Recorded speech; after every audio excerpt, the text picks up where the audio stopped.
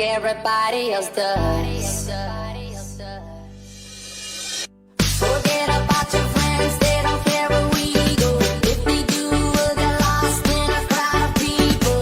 I've been looking for you forever, baby. We go together, baby. We go.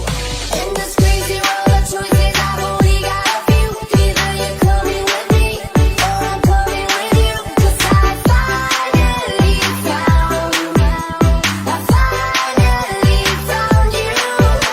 You never have to worry if what I say is true. Girl, I've been looking for you, and when I saw you, I knew that I finally found you. I finally found you.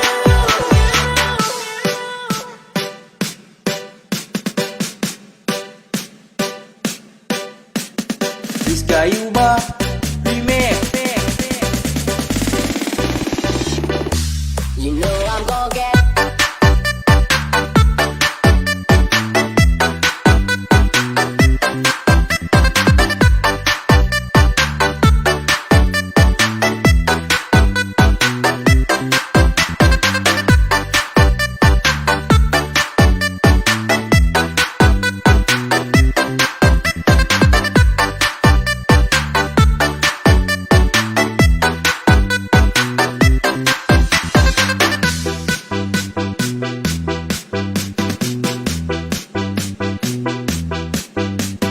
Rizka Ayuba Remix.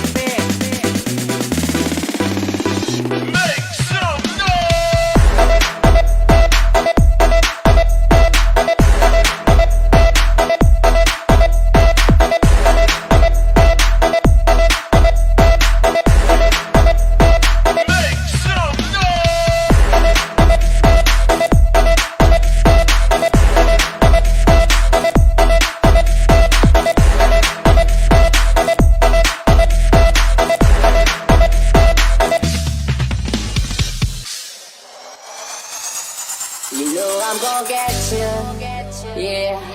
Whatever it takes to get there. No, I won't drop you like everybody else does. Forget about your friends, they don't care where we go. If they do, we'll get lost in a crowd of people. I've been looking for you forever, baby. We go together, baby. We go. In this crazy world of choices, I've only got a few. Either you're coming with me, or I'm coming with you. 'Cause I finally found you. I finally found you. You never have to worry if what I say is true. Girl, I've been looking for you, and when I saw you, I knew that I finally found you. I finally found you.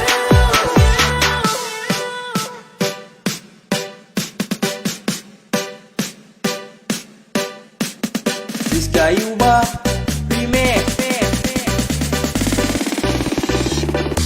You know I'm gon' get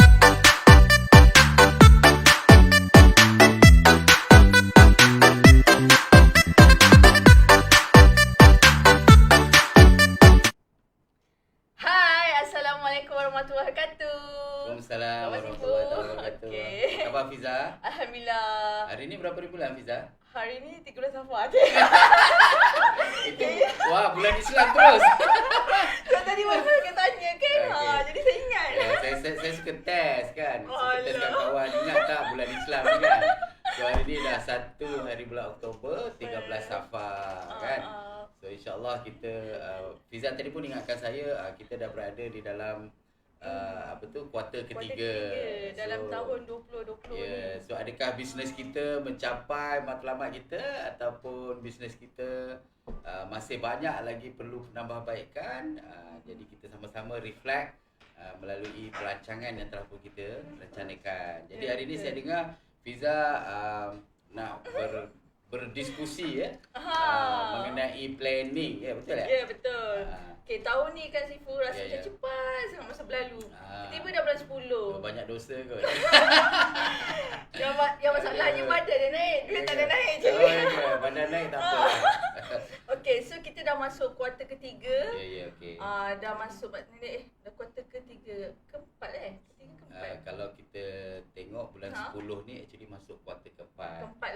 bulan 9 adalah akhir kuarter 3 je. Okay. Kita masuk kuarter keempat, iaitu kuarter terakhir dalam tahun 2020. Correct. So, jadi kena running lah, kena lari ke finishing line kan. Sebab saya pilih tajuk hari ni, pentingkah planning dalam bisnes. Correct. Sebab dia mesti ada kaitan. Mesti kalau orang kadang rasa macam tak apa, kita buat je apa yang kita plan hari tu. Adakah itulah saya nak tanya, macam mana banyaklah soalan yang berkaitan dengan kuarter keempat ni, dan berkaitan dengan bisnes, berkaitan dengan kehidupan seharian. Okey. Semua dah bersedia ke? Boleh. Saya baru tengok pagi tadi sebenarnya. Ya. Soalan Fiza. Sebab Fiza dah hantar mesej. Ini soalan dia. Fiza ni dia suka bagi surprise. So, tapi tak apa, insyaAllah kita boleh bincang sedikit pengetahuan yang kita boleh dapat dalam jangka masa sejam. Kalau nak lagi detail, kenalah ikuti kita punya coaching session ataupun training session yang telah pun kita aturkan untuk sesiapa yang berminat untuk menjalani training, coaching dan sebagainya, supaya kita lebih mantap lagi dari segi perancangan dan pelaksanaan dia. Okey, siapa nak komen atau tanya soalan apa-apa, tak kisah. Bukannya conventional business saja, tapi network marketing ke apa-apa bisnes, nak tanya soalan tentang planning atau bersekutu dengannya, boleh komen kat ruang komen. Sebab saya pun berinvolve dalam dua-dua bisnes, iaitu network marketing dan juga traditional business. Bukan senang tau kita nak bercakap dengan Sifu 1 jam dalam masa seminggu dan curi masa dia untuk cerita pasal planning untuk hari ni. Tapi saya memang dah block date lah. Pagi tu saya akan untukkan. Saya punya jadual setahun tu dah FB live. Itulah bestnya. Okay. Betul tau siapa yang dengar ni. Okay. Saya teruskan soalan yang pertama lah Sifu. Okay, sebenarnya apakah maksud planning? Apakah intipati dia atau step-step? Maknanya kesimpulannya apa tu planning ni? So ada 3 soalan lah. Soalan yang pertama, apa itu planning? Soalan kedua, basically apa intipati ataupun isi kandungan.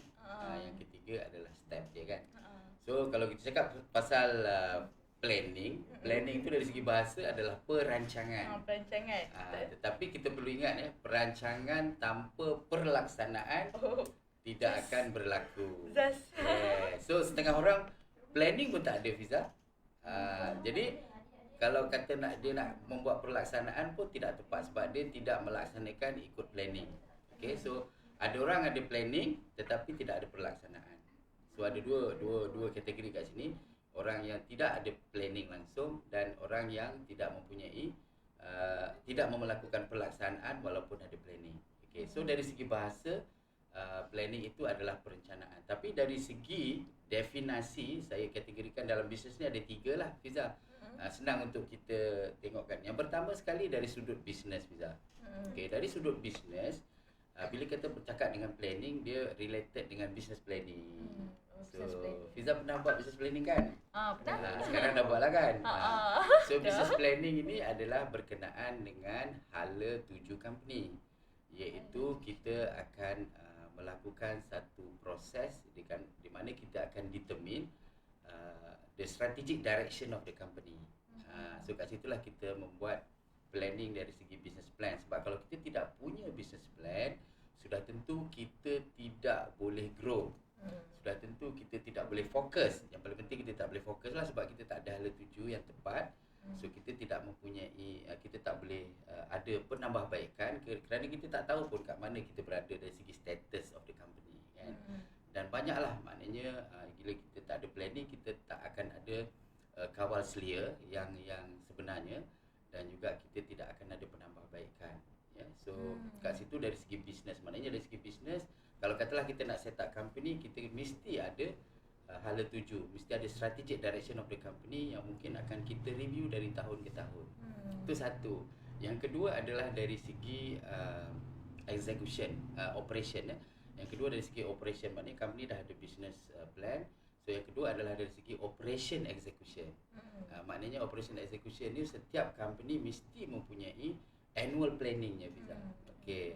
Annual planning ni saya bagi contoh key planning lah. Key planning dia for example embark on a new project, okay, on a new scope.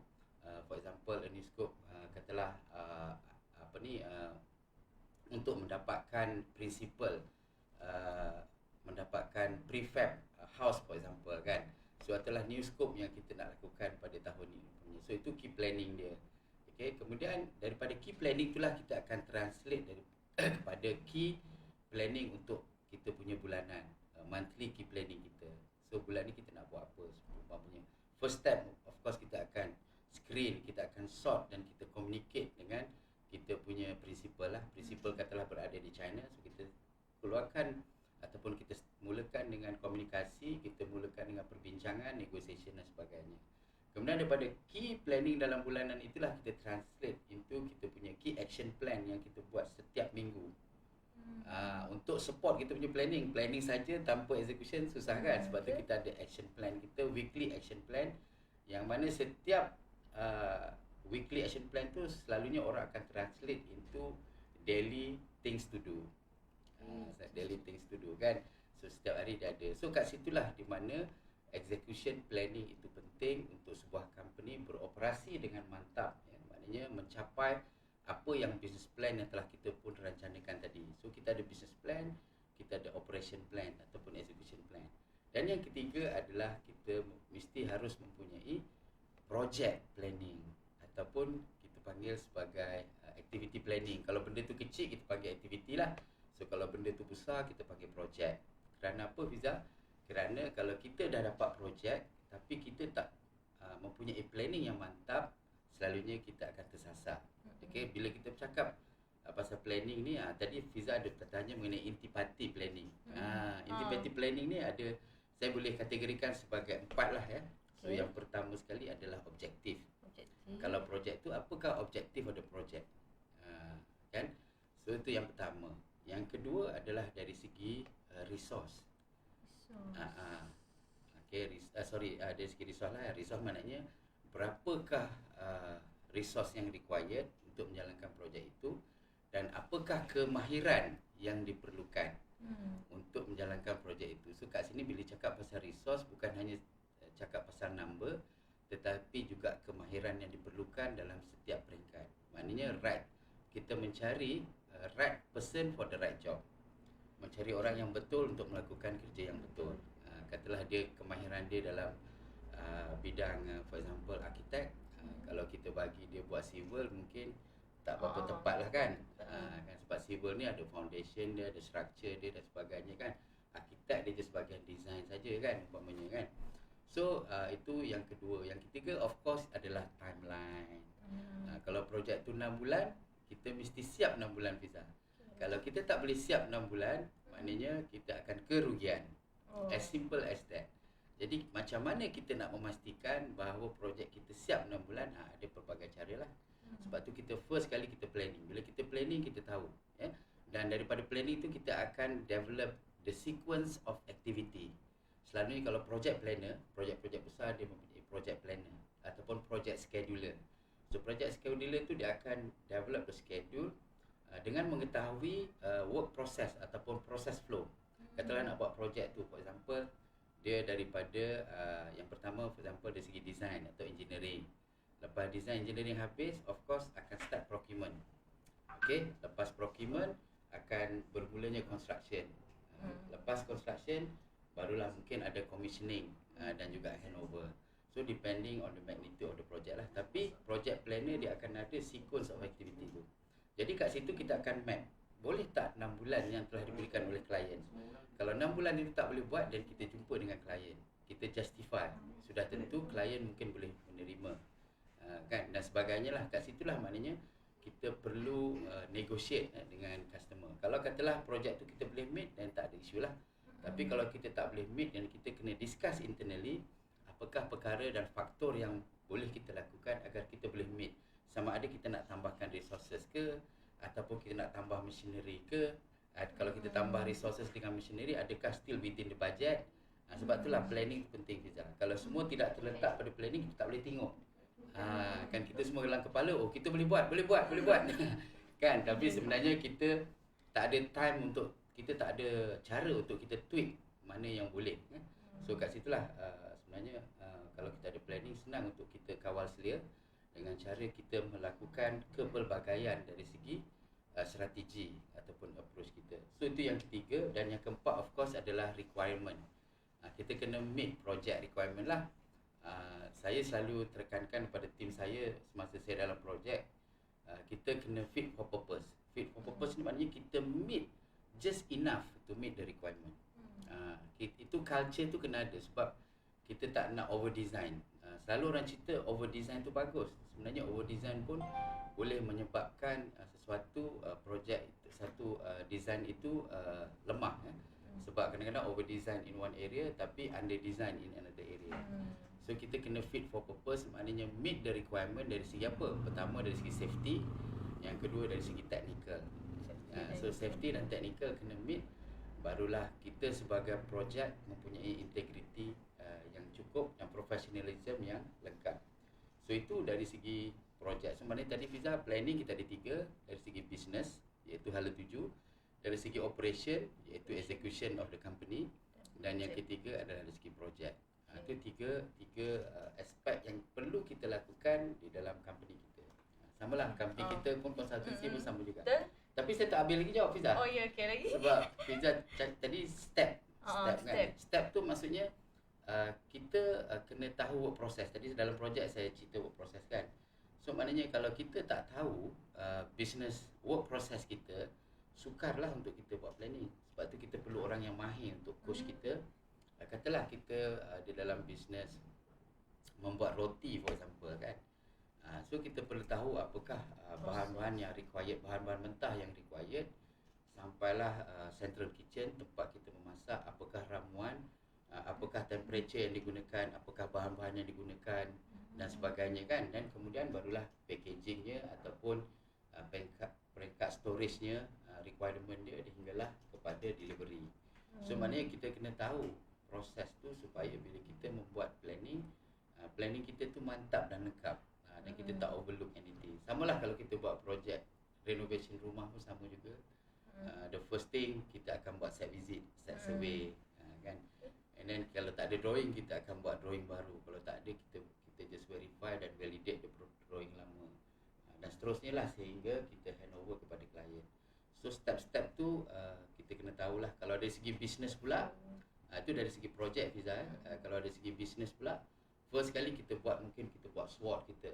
Kita kena tahu strength company, weaknesses, apa peluang yang ada kat sana, opportunity, dan apakah ancaman dari segi business kan. So kat situ kita translate into planning, key planning kita tahunan kita dan juga mungkin sepanjang 5 tahun. Kemudian daripada situ kita translate pula into activity, detail activity yang kita harus lakukan sepanjang bulan dan sepanjang tahun. Dan kemudian daripada situlah kita boleh identify apakah focus area pada tahun ini. Sebab kita tak nak buat banyak benda. Mungkin kita ada 6 focus area atau 5 focus area, ada 4 focus area yang kita fokus pada tahun ini supaya kita betul-betul boleh mantap. So kat situlah daripada segi business plan kita translatekan itu hingga kepada activity dan sehingga kepada focus area yang kita nak.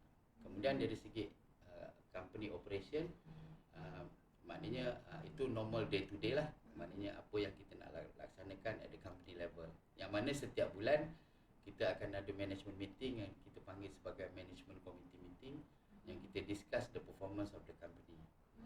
Kan kita, so semua systematic. So macam SWOT tu kan, Sifu, bila kita boleh revise balik tak? Ni dah masuk macam ni, dah kuartal keempat kan. SWOT tu bila kita tengok macam tak ni je ataupun macam ada yang lost ke, kita boleh revise ke? Okey, SWOT memang sepatutnya di-revise. Kalau tak di-revise, kita tak stay current. So maknanya mula kita set up, kita ada satu SWOT. Katalah di pertengahan jalan kita tak tahu nak pergi ke mana, tak boleh pergi. Kat situlah kita mungkin akan buat due diligence study. Kita akan identify balik adakah bisnes kita ni bisnes yang viable, walaupun pada mulanya viable tapi sekarang macam tak viable. So kita buat study balik. So katalah projek tu viable dengan sedikit penambahbaikan, maka kita kena buat SWOT balik. Kita revisit balik SWOT tu supaya nanti planning kita akan reflect daripada SWOT kita. So maknanya dia tak ada magic lah dalam ni. Maknanya SWOT ini selalunya orang akan perbaharui dari tahun ke tahun lah. Tetapi bila perlu, katalah kita ada krisis. Saya beri contoh macam COVID-19. Sudah tentu kita akan revisit balik kita punya SWOT, ya, sebab kita akan tengok dari segi opportunity dengan ancaman tadi. Strength dengan weaknesses tu mungkin tak banyak berbeza, tapi dari segi peluang tu, peluang masa COVID berbeza dengan peluang masa tak ada COVID, betul tak? Jadi kat situlah kita akan revisit balik opportunity. Sebab kalau kita tak react, maknanya company kita mungkin makin lama makin menghadapi masalah. Alright. So, Lepas tu tadi Sifa cakap pasal annual planning kan. Okay, sepatutnya bila annual planning kita nak buat untuk tahun depan? okay. Pandai. Tahun ni macam dah rasa lambat kan Saya seronok bila Fiza bertanya soalan ni. Maknanya Fiza pun dah mempunyai satu kesedaran bahawa annual planning itu penting. Okey, annual planning ni kena coincide dengan budget planning.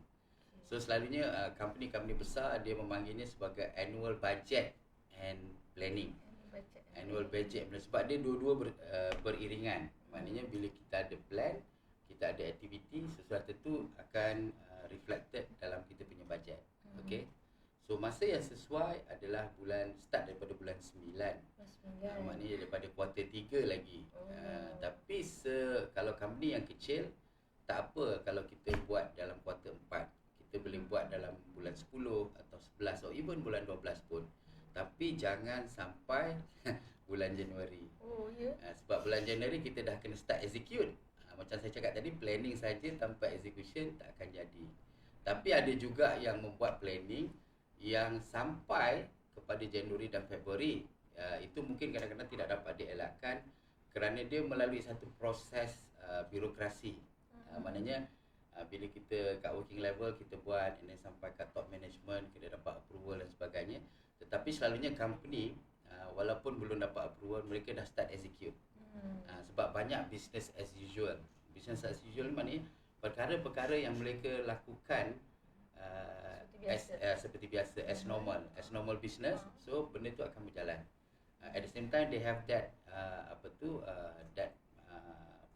pengetahuan yang bahawa mereka mempunyai hala tuju dan juga target yang barulah.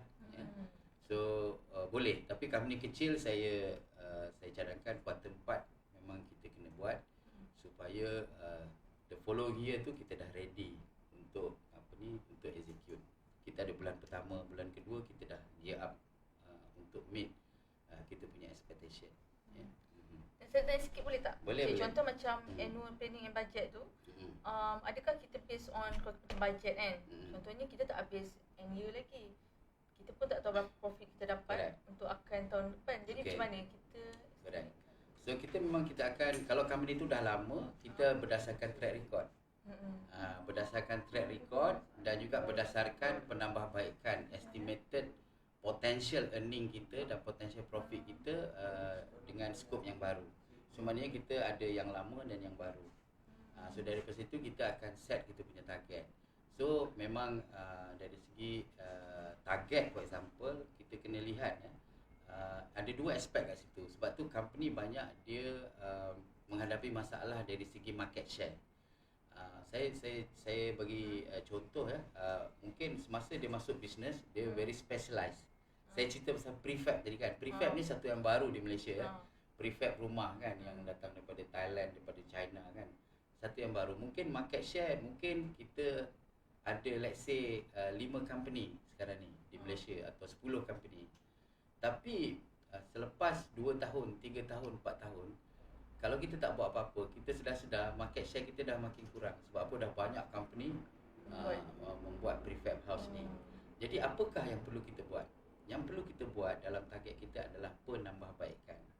The improvement. So maknanya dalam KPI kita ada yang business as usual target dan juga ada improvement target. Saya bagi contoh macam prefab tadi. Apakah penambahbaikan yang perlu kita buat supaya kita berbeza daripada orang lain? Maknanya supaya kita berbeza dengan orang lain. Apakah servis-servis yang membuatkan orang memilih kita sebagai prefab supplier ataupun prefab construction company compared dengan company-company yang lain. Jadi kita bila ada penambahbaikan kita akan improve. Jadi kita menjadi pace setter. Kita bukan menjadi follower. Selalu orang tak buat apa-apa dia ingat ni market share ni orang suka kita punya kualiti kerja dan sebagainya, orang akan stick dengan kita. Tak, sebab orang akan tengok dari semua aspek. Kadang-kadang orang suka one stop solution.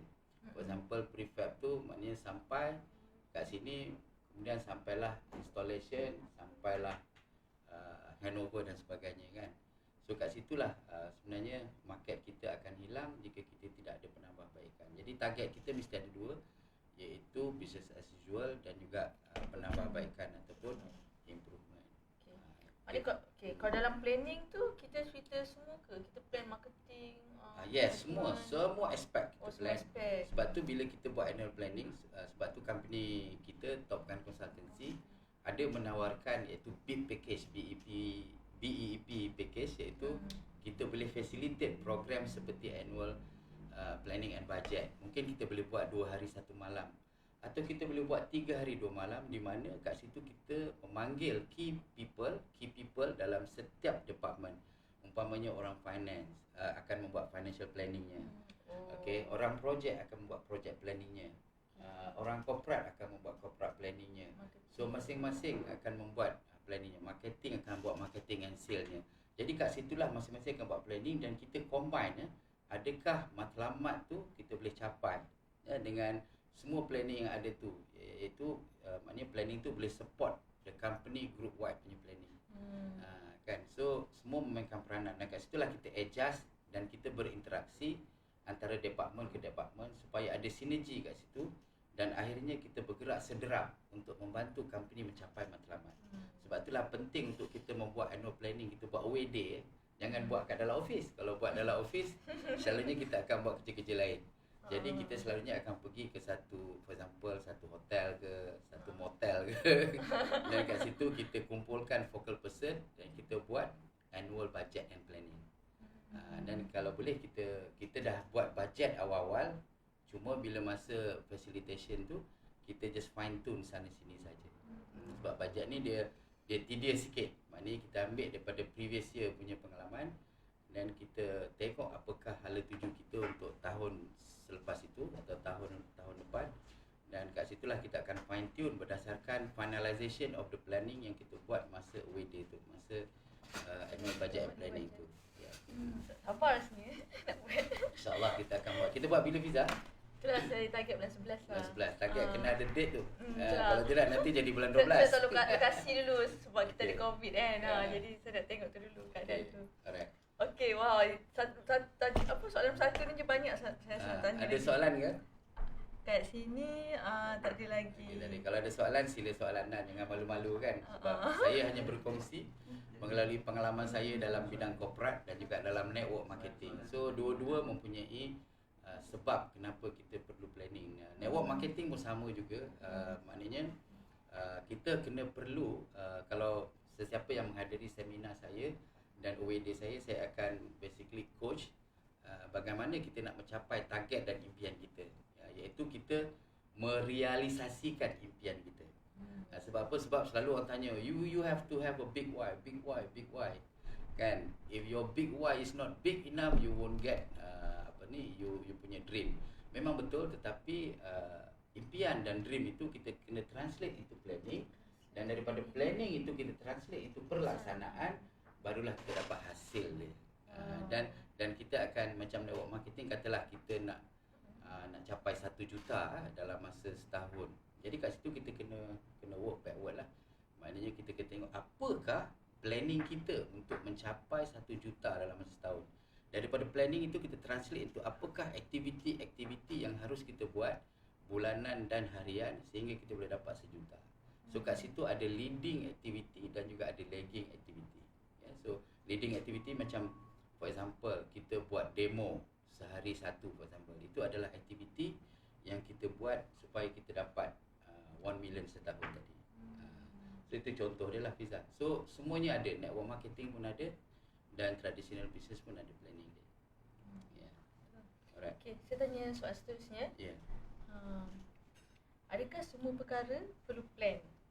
Contohnya planning ni generous. Ada orang kata sebagai business owner kita plan untuk business je. Kita Saya minum plan. dulu boleh? Boleh, sambil saya tanya soalan ni. Okey, tapi adakah macam business owner atau founder ni dia perlu ada plan untuk kehidupan harian dia ke? Macam mana tu? Okey. Kita nak kaitkan. Memang dah confirm Fiza.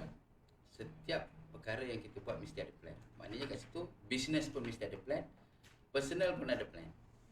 Okey, ramai orang kata lah saya tak ada plan pun tapi saya berjaya. Okey, itu mungkin nasib. Tapi benda tu tak akan berlaku berterusan. Magic. Sebab tu tak ada magic setiap masa. Mungkin you dapat magic sekali tapi tak dapat Rezeki ambil je. banyak kali. Cuba kita tengok Fiza, saya selalu berkongsi berapa banyak company yang aktif selepas 5 tahun in term of percentage. Persen ni kan Ah, banyak. So dalam mungkin yang aktif selepas 5 tahun hanya 30% saja. Jadi kalau kita lihat baliklah company-company yang tidak berjaya melepasi 5 tahun, kenapa? Planning. Ah, Planning. Bukan planning lah, salah satunya. Salah Okey, satunya salah planning. satunya mungkin you boleh listkan 10 sebab, tapi salah satu daripada 10 sebab tu mungkin adalah dari segi planning. Pertama dari segi hala tuju tadi. Kan you buat company, you rasa okey saya nak buat restoran. So you rasa you dah mahir. Tapi apa hala tuju kita? Kan apa business plan kita? Apa marketing strategi kita? Apa resource plan kita? Kita tak ada. Jadi bila kita tak ada itulah mereka makin lama company kita makin hilang energi, hilang arah dan akhirnya pun kita gulung tikar. Ya, so itu adalah dari segi bisnes lah, maknanya banyak yang gagal sebab tidak mempunyai planning dan execution sebenarnya. Bukan planning saja tapi key kat sini adalah untuk highlight bahawa yang pertama planning tu pun dia orang tak buat. Apatah lagi execution yang betul. Ramai orang kata saya dah buat, saya dah kerja kuat. Memang you execute tapi execute berdasarkan apa? Execute berdasarkan macam kalau kita pergi perang tu Fiza, kita bawa senapan, kita tembak membabi buta. Kita kerja kuat ni tembak tapi tak ada orang mati. Dan akhirnya kita pun lelah, peluru pun dah habis. Akhirnya kita pun berhenti daripada medan perterang. Mungkin kita tembak. Kan. Jadi umpamanya, jadi kalau kita mempunyai strategi peperangan umpamanya, of course kita akan ada target. Macam mana strategi dia? Okey, katalah nak buat nak serang hendak ke dan sebagainya. So kat situlah kita mesti mempunyai perancangan. Dan sebab tu tadi saya daripada awal rancangan tadi saya mention mesti ada business plan, operation execution plan dan mempunyai project dan activity plan. Ya. Dan Fiza bertanya perlu ke personal. Macam founder lah especially. Memanglah perlu Fiza. Okey, saya bagi contoh Fiza. Satu aspek saja, financial planning. Perlu tak? Perlu tak untuk orang? Perlu. Perlu untuk setiap personal, dia perlu ada personal planning. Sebab apa Fiza? Dia ada 3 faktor kat sini. Ada 3 perkara atau 3 benda yang kita harus buat. Yang pertama, dari segi saving planning. Saving planning. Saving. Macam mana kita nak save? Saya ada share dulu macam mana kita nak save duit kan. Kita first step apa dia? Kita buka 3 account. Buka 3 account. Second step apa dia? Kita bahagikan percentage of berapa banyak kita nak simpan dan berapa banyak kita nak guna pakai. Guna pakai tu kita ada list kita lah untuk household, untuk bayar hutang dan juga mungkin untuk kita punya business punya penambahbaikan atau business improvement. So kat situ kita kena ada percentage. Step yang ketiga kita akan buatlah. Step ketiga akan buat dan step keempat kita akan review balik. Benda tu okey tak? Ada terlebih simpanan atau terkurang simpanan. So kat situ kita akan review balik dan kita buat balik. So benda tu akan berulang-ulang sehinggalah kita selepas tahun kita tengok dah 7,000. Imagine baru kerja dah ada 7,000. Macam nak buat. Tahun pertama dan tahun kedua ada 10,000. 3 tahun ada 4,000. So kat situ kita ada planning. Tu dari segi saving. Kemudian dari segi investment Fiza. Adakah kita tidak mahu melihat peluang-peluang yang terbuka dari segi investment? Investment for example dari segi saya bagi contohlah saving insurance. Kan, so ini dari segi insurans adalah kita tak nak invest daripada saving insurance ataupun kita nak invest dari segi katalah saham-saham yang baru diterbitkan yang tidak ada risiko, yang kurang risiko lah, ataupun placement dalam saham umpamanya. So investment ada banyak lah. So ada orang yang invest dengan kertas macam saham tadi. Ada orang yang invest dengan hardware iaitu rumah ataupun real estate dan sebagainya. So kat situ kita kena ada, bila kita tak ada saving tadi, planning kita sukarlah untuk nak buat investment. So investment tu selalunya daripada saving. Kemudian yang third one adalah inheritance. Inheritance tu maknanya kita kalau dari segi bahasa Malaysia dipanggil harta sepeninggalan. Harta peninggalan lah. Tentu kita nak juga membuat peninggalan kepada orang-orang yang kita tinggalkan. Betul tak? Wasiatnya tu Yes, correct. Jadi kat situlah kita ada saving kita, kita ada investment kita dan kita ada inheritance kita. Maknanya dari segi personal pun kita ada financial planning. Okay, so banyak lagi lah personal planning ni kita nak buat. For example, dari segi sebagai seorang insan yang ingin sentiasa menambah baik dari segi jati diri kan. So kita selalu fokus ke akademik. So kita ada plan kita. First kita ambil diploma, degree dan graduate. Mungkin kita nak ambil master dan PhD. Tetapi at the same time kita juga terfikir bagaimana kita nak menambah baik dari segi religious ilmu dalam bentuk keagamaan seperti Quran dan hadis. Kemudian dari segi kesihatan, gaya hidup sihat, mungkin kita nak pergi tadi Fiza cerita pasal pergi gym kan. So maknanya kita apakah cara untuk kita membuat penambahbaikan dari segi fitness level kita. So semua tu perlu perencanaan, sebab kalau tak ada perencanaan dia hanyalah tinggal sebagai satu wish saja, satu yang harapan je, satu keinginan saja, satu dream je. Satu dream saja tapi tidak boleh dilaksanakan. Jadi dari segi bisnes, dari segi personal memang perlu. Jadi maknanya kat sini bagaimana kita nak memastikan bahawa kita melakukan benda-benda ni, maknanya kita perlu ada knowledge, kita perlu ada kita perlu ada education lah. Kita perlu education, maknanya education tu macam mana? Pertama kita kena belajar iaitu kepada orang-orang yang dah berjaya. Kita cari coach, kita cari mentor. Jadi kita dapat lihat, oh macam ni nak berjaya. Kalau tidak kita tak dapat nak tengok real life, real person lah kan. Dan yang kedua mesti adalah big why lah. Maknanya betul-betul kita nak. Dan insya-Allah kita akan translate into planning dan execution, barulah kita dapat hasil. Tak ada magic Fiza. Simple je. Jangan ikut kata hati. Jangan emosi mengatasi fikiran. Okay. Ada soalan lagi ke? Saya ada lagi. Saya nampak muda, baju memang style. Terima kasih, nanti saya boleh belanja. Boleh datang sini saya belanja.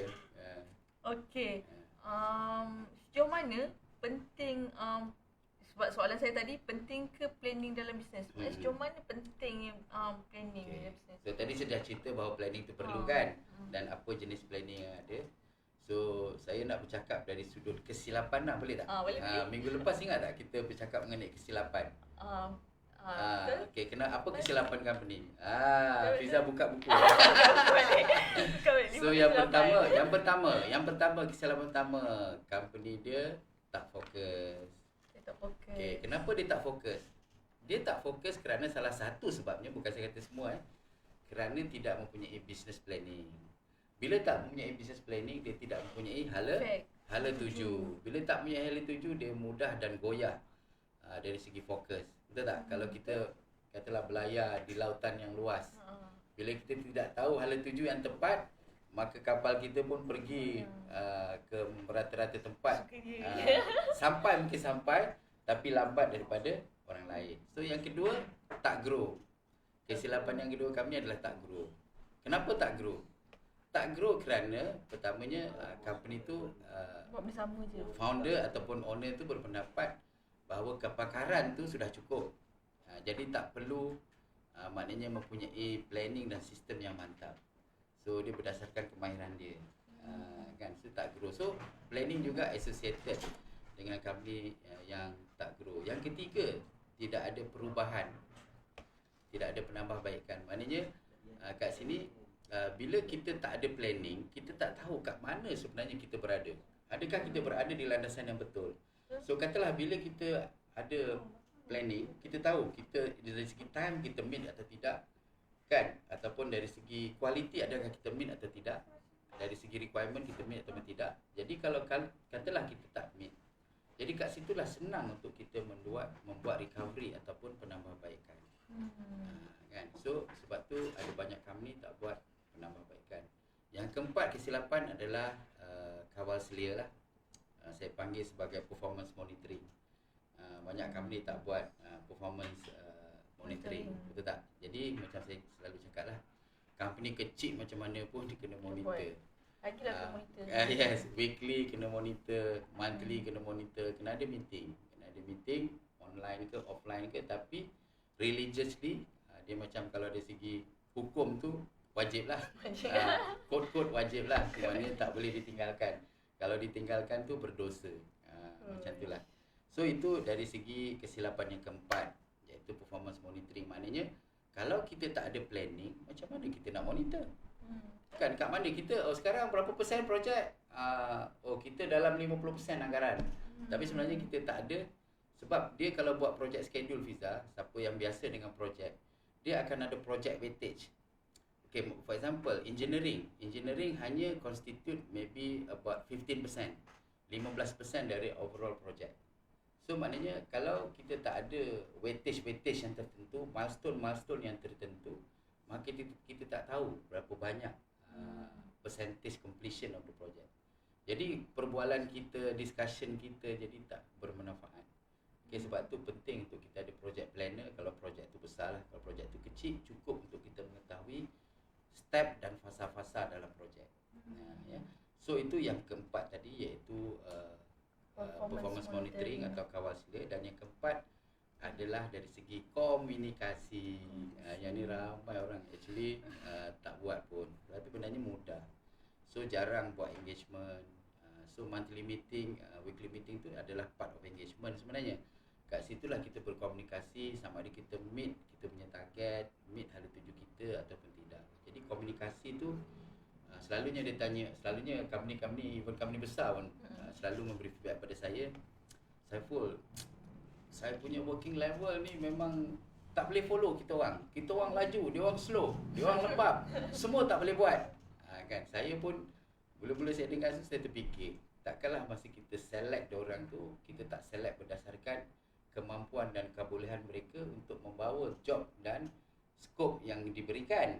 For example, bila kita interview kan, katalah electrical engineer, untuk jadi lead engineer, for example, mestilah kita akan evaluate orang ini telah pun mempunyai kemahiran yang tertentu untuk lead the project dalam electrical, betul tak? Tetapi mereka merumuskan begini kerana sebenarnya dia punya working level loss. Tahu loss Fiza? Mereka tak tahu, apa yang top management buat. Kan, apa yang management buat, mereka tak tahu. So yang tahu dapat arahan. Tapi bila staff atau working level loss, dia kata lambat. So sebenarnya kalau kita membuat komunikasi yang mantap setiap hari melalui online platform, melalui intranet, melalui platform-platform yang lain seperti WhatsApp, Telegram, update, dan juga kita komunikasi secara engagement, ada question and answer, InsyaAllah clarity akan ada. Sebab business plan tu tujuannya adalah untuk kita memastikan ia dikomunikasikan di semua peringkat agar semua peringkat dapat support hala tuju tu. Saya lihat seperti company Petronas, Petronas membuat hala tuju, maknanya semua level akan support. Macam mana semua level boleh support? Sebab komunikasi memang mantap. Setiap masa ada feedback one-on-one every half a year for example. And then every month ada monthly meeting, management community meeting, ada board meeting dan sebagainya. Jadi kat situlah maknanya mengawal seliaan dari segi performance dan komunikasi dapat berlangsung dengan begitu mantap. Jadi tidak perlu kita merasa bahawa working level kita tidak bereaksi dan sebagainya. Saya rasa kebanyakan kesilapan daripada management juga. Sebab tak ada empowerment, tak ada communication. So kita just tahu nak mengarah tapi staff tak faham kenapa dia nak melakukan sesuatu kerja. Sebab mereka akan selalu bertanya, manusia ni dia akan bertanya, what is in there for me? Kan dia akan tanya apa manfaatnya untuk saya dan kenapa saya harus buat benda ni. Dan dia kata tak perlu sebenarnya, you kena buat macam ni. Jadi bila tak dapat that conviction, tak ada belief, working level kita tak akan buat. Tapi bila kita connect daripada atas sampai bawah, daripada bawah sampai atas, InsyaAllah benda ni akan maknanya staff akan flow. Yes, correct. So itu tak ada magic sebenarnya Fiza. Mungkin agak remeh tetapi perlu kita lakukan. Planning ni pun remeh, orang tak nak. Malas. Tapi sebenarnya just pergi kat board mula-mula kan, letak sikit-sikit, lama-lama dia akan jadi satu planning yang mantap. Sistem tu akan lebih best Correct. kan nanti. Banyak orang just pandai cakap je, pompak betul tu. Dia seorang lah faham, orang lain tak faham. Sebab tu kita kena pandai reflect atas kertas. Ya, maknanya apa yang kita fikir, sebab ini dipanggil tacit knowledge, Fiza. Tacit knowledge maknanya ada kat kita je.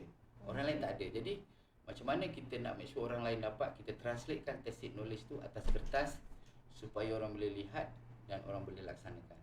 Orang boleh faham lah first thing. Tak faham dia akan tanya kita, ini apa ni? Dia akan tanya. Tapi kalau tak ada kertas macam ni nak tanya?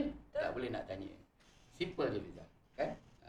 So itu adalah dari segi betapa pentingnya planning dalam bisnes, di mana sebab itulah banyak kesilapan yang the top 5 kesilapan tadi disebabkan salah satunya adalah disebabkan oleh planning. Jadi ia cover kepada bisnes, kepada operation management dan juga kepada projek dan aktiviti. Okey, untuk pengetahuan macam daripada pendapat Sifu lah, berapa persen planning ni buatkan kita punya satu kerja kita tu sukses? Wah, boleh kira kan? Saya nak tahulah sebenarnya macam punya pentingnya planning ni. Okey, Fiza, seperti yang saya cakap tadi, sebenarnya apa yang kita buat mesti ada planning, mesti ada pelaksanaan. Okey, so kalau ikut persen, pelaksanaan yang penting actually kan, saya ada tulis satu quote daripada Yusuf Kala. Yusuf Kala ni mantan timbalan presiden, mantan naib presiden Indonesia satu ketika dulu lah. So saya ada tulis kat sini, dia kata pekerjaan yang baik tanpa perencanaan hanya akan jadi sulit. Ya, maknanya kalau pekerjaan yang baik tanpa perencanaan akan jadi sulit. Maknanya kalau tak ada planning memang sulit lah, sukar lah. Tapi dia cakap perencanaan yang baik tanpa pelaksanaan hanya akan jadi sia-sia.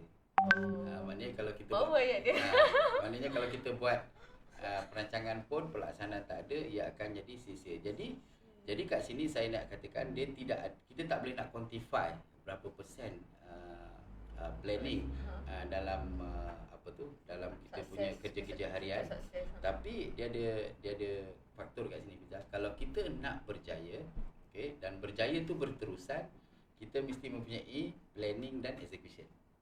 Berterusan. Kalau kita nak sukses berterusan. Kalau nak sukses sekali sekala, kalau berterusan kita mesti mempunyai planning setiap masa. Planning dan execution setiap masa. Maknanya ada kawal selia dan sebagainya. Tapi kalau kita nak sukses saja, mungkin kita boleh berdasarkan kepada nasib. Sebab tu ramai orang kata, oh kalau kita buat kerja kuat pun tak payah planning pun kita boleh berjaya. So kadang-kadang dia mungkin berdasarkan pada nasib lah. Maknanya kita buat kerja tanpa mempunyai planning. Jadi actually semua benda yang kita buat mesti mempunyai planning lah. Seperti saya kata tadi, personal pun perlu planning, business pun punya planning. Apa pun semua kena planning. Kan? So dari segi percentage tak adalah dedicated percentage, tapi orang kata dari segi planning dan pelaksanaan tu mesti seiring. Dua-dua mesti ada. Okay, planning ni kan macam kita kata tadi lah, dia kan remeh kan Sifu. So, Sifu ada formula tak macam mana kita nak explain dalam buat planning? Wah, ni soalan susah. Dia make sure planning tu terlaksana. Ni memang susah tapi memanglah nampak macam remeh tapi betul ramai tak boleh follow tau Sifu. Okey Fiza, apa benda pun yang kita buat, apa yang perlu ada? Kita nak buat benda, kita perlu ada apa? Disiplin lah. Disiplin tu betul. Okay. Tapi yang lebih tepat apa? Disiplin aja kita paksa diri kita. Kan? So sebenarnya kita kena ada belief. Sebab tu saya cakap tadi, ingat tak saya cakap tadi? Kenapa kita perlukan komunikasi yang mantap dalam company? Kerana kita nak semua working level, staff-staff kita ada belief. Sebab dia akan faham, kenapa kita nak pergi kepada bisnes ni? Tapi bila communication berlaku daripada atas ke bawah, orang bawah akan nampak, oh kita kena buat bisnes ni kerana bisnes yang sedia ada sudah pun ataupun sudah extinct, sudah berkurangan dari segi market share. Jadi kita perlu mencari bisnes baru. Dan apa bisnes baru yang kita pilih kerana sebab-sebab tertentu. Jadi staff nampak. Bila staff nampak baru dia ada belief. Bila dia ada belief barulah dia support dan menyokong kehendak ketua syarikat atau kehendak company. Sebab tu banyak bila kita communicate dengan ramai orang di luar sana, selalu kutuk top management dia. Apalah ni, tak tahu, entahlah ni apa dia buat pun aku tak tahu. Betul tak? Biasa dengar kan? Tapi sebenarnya semua tu ada sebab kenapa nak buat. And then yang top management pula akan selalu blame working life balance. Diorang ni semua tak faham apa kita nak. Memanglah tak faham, komunikasi tak berlaku dengan mantap. Jadi kita tak ada belief. Jadi Fiza, selalu saya bercakap mengenai pyramid of success. Ingat tak? Fiza ingat tak pyramid of success? Pyramid of success tu dia bermula dengan pengalaman. Yang kat bawah tu dia ada pengalaman ataupun experience. Okey, jadi maknanya kita perlukan pengalaman dan experience, betul tak Fiza? Betul. Tapi so kat sinilah di mana mungkin kita perlu ada enforcement. Enforcement maknanya kita menyuruh atau memaksa dan sebagainya, memaksa diri kita untuk buat. Sehinggalah kita nampak sesuatu, ya, nampak experience dan testimoni. Kat situlah barulah kita ada belief.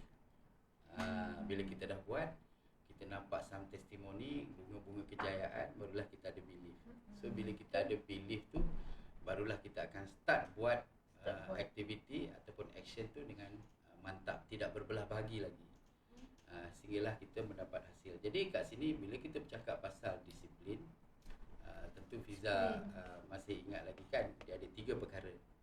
3 perkara yang kita perlu dalam company. Iaitu kita perlu disiplin, lagi sistem, culture. Okey, dah ada. Tepat. So maknanya kat sini, correct. So maknanya kat sini bila kita dah ada belief, kita boleh convert daripada enforcement tu menjadi budaya. Jadi dia bukan lagi menjadi satu paksaan. Maknanya kita kalau pergi, orang Jawa kata kita tak drag our leg pergi ke tempat kerja. Alamak bos aku, alamak Saiful nak jumpa lagi, alamak kan. So kita tak drag, kita datang dengan happy. Macam Fiza tadi kan datang pukul berapa? Pukul 8 dah sampai kan. Pukul 8 lebih dah sampai. 8 dah sampai. Maknanya kat situ mesti Fiza ada kesukaan nak datang office. Kan? Kalau tak sure dia Ada akan tak sure saya. Tak sure saya. so akan lambat, drag our leg. Sebab apa? Fiza dah ada belief that this is the right thing to do. Kan, untuk kita berkongsi knowledge dan memberi kefahaman. This is the platform yang bagus untuk kita kongsikan kepada public di sana. Jadi kat situ maknanya pyramid of success tu perlu ada supaya apa yang kita laksanakan itu mungkin pada mulanya enforcement tetapi menjadi budaya. Seperti di Singapura, saya suka relatekan membuang sampah kan, chewing gum. Dulu mula-mula dia enforce, dia tangkap orang, hantar kepada public service, pergi cuci tandas lah, pergi cuci longkang lah. Jadi lama-lama orang rasa macam rasa tertekan lah. Tapi lama-lama dia take it as necessary. Bila kita tengok bandaraya Singapura tu dah makin bersih. Jadi orang dah nampak, oh betul juga kalau kita tidak membuang sampah merata-rata, tempat kita bersih. Kat situ orang ada belief. Bila ada orang belief, start ada culture. Kita pergi Singapura tak ada orang buang sampah macam tu. Kan tak ada. Macam kita kan, kita tiba-tiba kita dekat drive kat belakang kereta, tiba-tiba plastik air melompat dekat kita punya kereta. Macam itulah maknanya daripada segi disiplin kita kurang dan hopefully menjadi budaya. Tapi enforcement tu perlu ada. Jadi Fiza sebenarnya formula tadi adalah pyramid of success. Kan, dan insya-Allah dengan disiplin yang kita ada, sebab kejayaan company adalah disiplin, adalah kekuatan budaya yang baik dan mempunyai sistem yang mantap. Okay, insya-Allah kepada company yang memerlukan bantuan untuk nasihat dan konsultansi dari segi bagaimana untuk sustain kita punya business performance, insya-Allah kita akan berkongsi apakah itu foundation, apakah itu asas-asas yang kukuh, apakah itu pilar atau kolom-kolom yang perlu kita dirikan supaya company kita tetap kukuh sepanjang masa. Konsisten dan grow. Correct. Okay, last sekali. Okay. Ada soalan last? Saya ada lagi. Sebab kita ada masa lagi 10 minit je. Okay. Wujud ke istilah, contoh macam sekarang kita dah quarter 4 kan. Okay, wujud ke istilah re-planning balik kita punya business. Mana Fiza dapat ni? Tak, sebab saya lah kalau company kecil mungkin boleh, kalau company besar macam mana? Ke company kecil susah, ke company besar macam tu. Saya faham apa yang Fiza masukkan. Soalan susah. Tak ada, soalan ni tak susah. Tapi Complicated. sebab ini layman term, Ah. which is betul. Layman term kata replanning. Cik tanya saya. Replanning tu betul ada, tetapi replanning ni kita tak boleh gunakan dalam bisnes. Kenapa kita tak boleh gunakan dalam tak bisnes? boleh? Tidak? Sebab kalau kita gunakan dalam bisnes, Ah.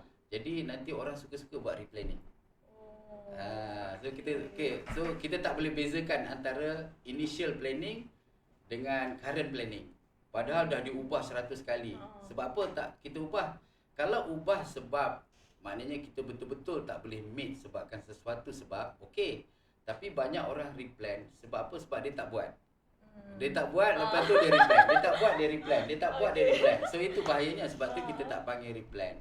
So di industri kita guna pakai sebagai recovery planning. Recovery. So bila kita sebut recovery planning, bermaksud kita sudah berada di dalam fasa menghadapi cabaran. Menghadapi cabaran untuk meet the target. So tadi planning kita kata sepatutnya 2 bulan kita dah habis design. Maknanya engineering drawing dah approve. Tapi sekarang terhegeh-hegeh lagi. Masih nak buat interdisciplinary checking, civilnya, arkiteknya masih belum finalize lagi dan sebagainya. Maka kat situlah kita menghadapi masalah. Jadi kita kena buat recovery plan supaya kita boleh meet still the end target tu.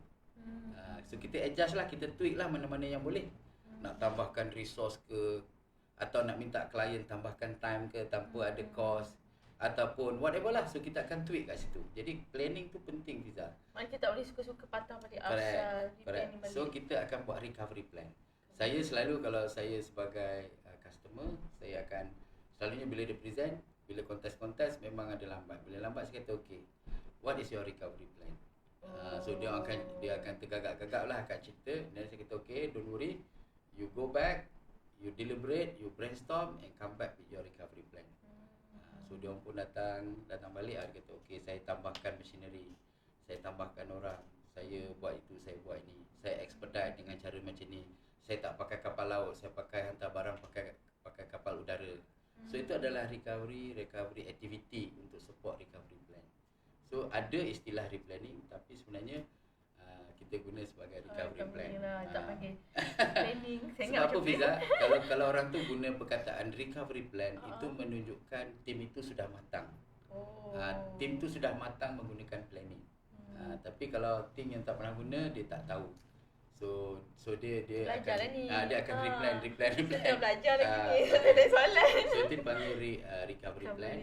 Kalau nak tahu detail, insya-Allah kita boleh bantu macam mana nak buat recovery plan lah. Boleh dapatkan konsultansi kita dari segi projek by itself ataupun dari segi company punya execution.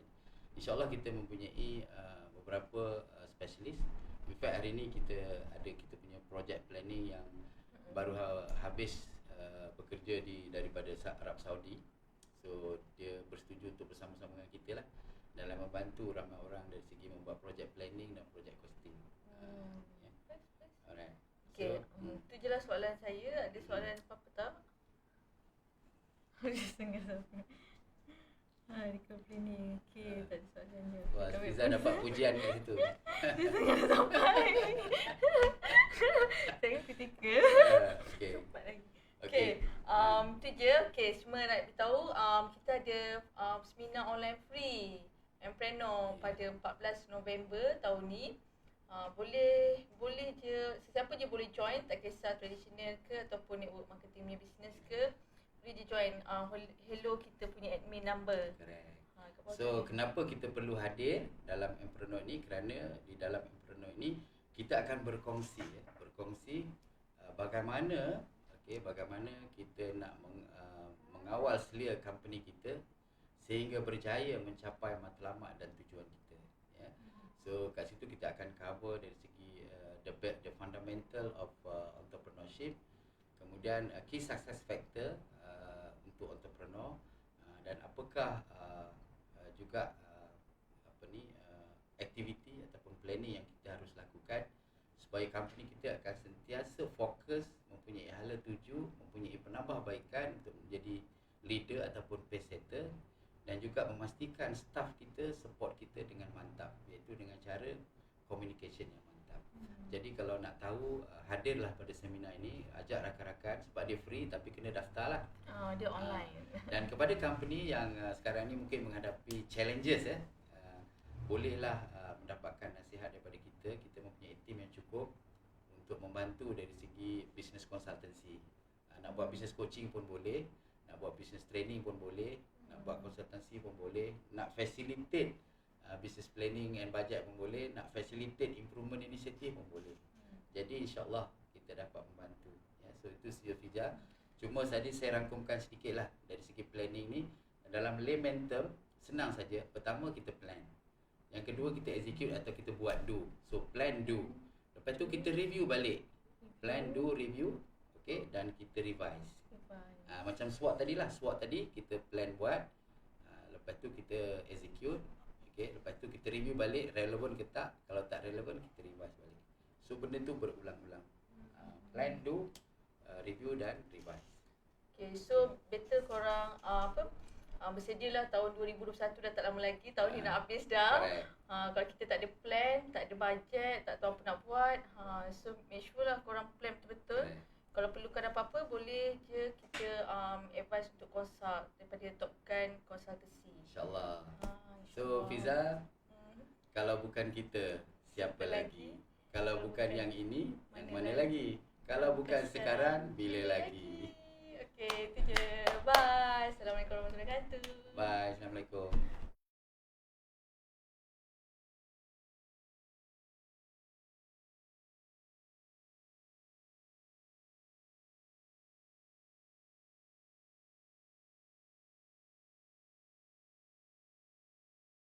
You know I'm gonna get you, yeah. Whatever it takes to get there. No, I won't drop you like everybody else does.